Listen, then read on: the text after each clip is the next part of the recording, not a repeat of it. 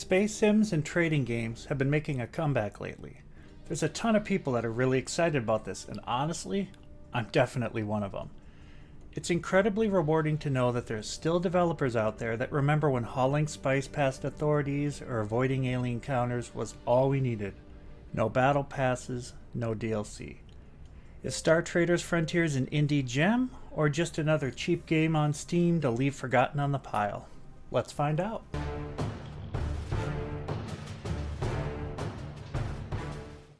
I've been putting this review off ever since I decided that I wanted to start reviewing games on YouTube. I knew it had to happen, but I wanted to do it just right. So why is that? What makes Star Traders Frontiers so special? Well, the answer honestly is the Trese Brothers. I've found there are a surprising number of indie devs out there that still do actually give a shit about games. Not a lot of them care to the same level though. STF is currently on free update number 273 as of this recording. Story arcs have been added, new classes, new ships, all by just two men. Two brothers have managed to give us 6 times as many updates as EA has managed to shit out Sims 4 DLC. To be fair, you can't drown your family in a pool with no ladder though. I think they're saving that for Cybernight's Flashpoint, their upcoming turn-based cyberpunk role-playing game. Well, I believe I've kissed enough ass to get this video retweeted by the devs, so let's get to the review.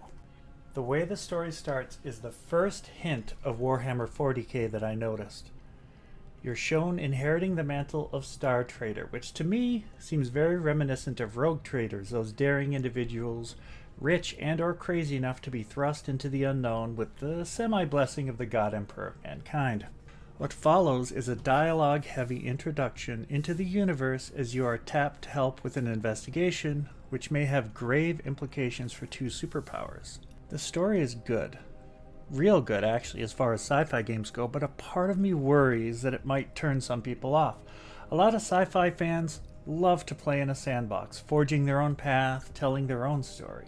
STF can hang with the best of them in that regard, and that's coming from someone who's put 942 hours just into the Steam version of Elite Dangerous. Oh god, what am I doing with my life? One of the simpler parts of the game is the crew combat. It's still plenty deep, but you don't need to balance mass versus fuel consumption like you do with the ships. When you board another ship, or are yourself boarded, you will enter an initiative and position-based combat that's often compared to Darkest Dungeon, although sadly without the narration. I guess they must have missed that stretch goal in the Kickstarter. You take turns shooting at or stabbing the enemy, or buffing yourself or your teammates. Classes like Swordsman and Soldier are pretty straightforward and effective, while some more advanced jobs like Combat Medic let you load your bullets up with space aids. I'm the furthest thing from Enderwigan, so I usually stick to the simplest team of Swordsman, Pistolier, Doctor of some kind, and Soldier Bounty Hunter, bringing up the rear. It isn't combat poetry, but it works most of the time. And speaking of job classes, I probably should have brought this up sooner. There are a number of preset classes you're presented at the start, but they almost do the game a disservice with making you think those are the number of ways you can play the game. And this couldn't be further from the truth. There are countless ways to play Star Traders, and that's not even taking into account the fact that you can make your own starting classes, as well as unlocking others through achievements.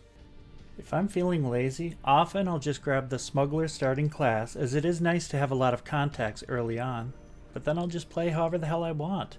Half the time I don't even try to sneak any cargo past authorities. Then there's your officers and crew. A number have been added from launch, but the basic gist is they represent the minions that are running around your ship, firing the guns and maintaining the engines. You'll see them passing, or failing, skill checks on the right side of the screen as you sail about the black, and their skills will also appear in ship combat. Honestly, I could go on and on about all the different paths before each Star Trader. I've been a privateer, fighting for the Kadar Syndicate, a member of their vast navy in all but name. I have been devoured by Xenos while trying to hoard their relics greedily for profit as an explorer.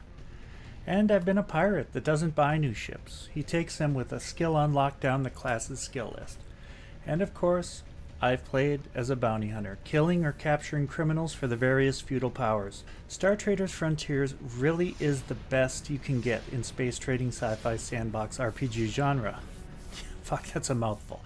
It's the most polished game by the Trese Brothers, and I look forward to their next game with great anticipation. And not just because I've narcissistically paid them to use my likeness. Buy this game. Wishlist Cyber Knights Flashpoint, and don't forget to like and subscribe for more content like this from me. As always, I've been Septimus with the Grim Alliance, and you have been an amazing audience. I thank you. The next round of spice is on me.